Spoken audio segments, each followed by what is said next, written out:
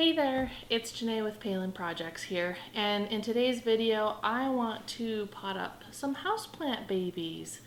So some of my plants that I have around my house, especially the spider plants, I've also heard these been called airplane plants, but they do offshoots of little babies and they're super easy to pot up. I usually pot them up and make sure that they're living and then give them away to friends and family as a little fun gift for them. I know I gave quite a few away during the holiday season, and I just wanted to not let these babies go to waste and maybe plant up some more. So I do have two varieties. This is a variegated, I call them spider plants, but this is a variegated one, and then I have a solid green one, which you can see the mama plant from the solid green one like right there. I have a nice little succulent that I've had here in this just a cup of water for a couple of months that needs to be potted up. And then I have a nice pothos that I clipped during Christmas from my sister-in-law's plant. I thought it was a beautiful pothos and I wanted a cutting off of it. So I took that, I have it wrapped in some paper towel and it's been sitting ever since. So I figured it's about time that we take that out of this little plastic bag and get it into some nice yummy dirt. So for the first part of this, I went out and I usually just buy cups. These are plastic cups. I can buy 4 of them. So there's 4 different ones here for $1. They come in a set. And I mean, it's super cheap way of me potting up my little babies so that I can give them away.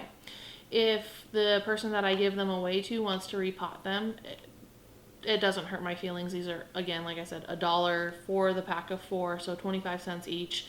And they're just an easy, cheap way to plant up babies. Definitely the plants can't live in here very long because they'll get root bound, but it's an easy way just to start off my little babies from the house plants.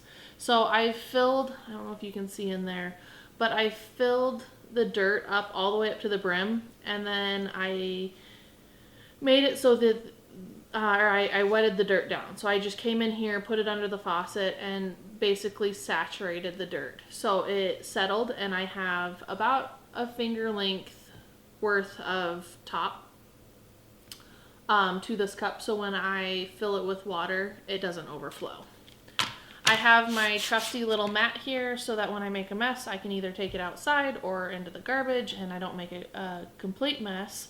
And then, as always, I have my trusty cup of tea. So, let's get started. I have my spoon, just a regular old house spoon, and I dig a little well into the wetted soil about the length of the spoon part, and then forgot my scissors again. Okay, then I will take my variegated babies and clip off the shoot. So this is the part that comes off of the plant. I clipped it off of the plant from here, so it was hanging off the plant like this, and that little baby was down here. I'll take this one too. I'm not sure if it'll live, but we'll snip that bad boy off too. So there's those ones, and then I have another set in here. So this again was another shoot off of the spider plant. So I'll just clip this baby off on the end. That can go into the garbage because that's no good to me anymore. There's another little baby. I usually put quite a few babies in a pot. No rhyme or reason, just to make sure that the pot is full or the cup is full. So here's all of my variegated babies. So I'll just bunch those guys up.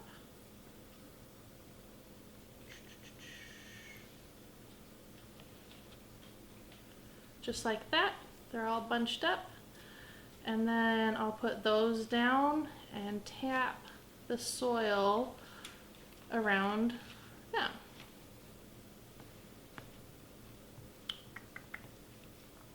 So they'll really like the moist soil. They'll really like being in soil. They'll shoot off. You might get some browning of leaves. That's to be expected, but spider plants are pretty resilient, so I don't do any root hormone or anything like that with these guys. I just clip them off, put them in some soil. There's a new plant. Let's get going on the other ones. Again, just making that nice little well with my spoon. Let's do the succulent this time. So this guy, again, has been sitting in this little pot of water, so we'll stick him down in there. Oh, we might need to make the hole a little deeper. This guy's got some large roots on him from being in that water. You could do that with the spider plant as well. You could just cut the babies off and set them in water until they root and then put them in the dirt. I find that this is easier and you know, it does the job just fine. Tap the dirt around this guy. And there we go. There's that one. Let's do the pothos next. There's the pothos. Make my nice little well in the dirt. And I actually haven't taken this little guy out since I put him in there. So let's see the roots on him. See if there is any.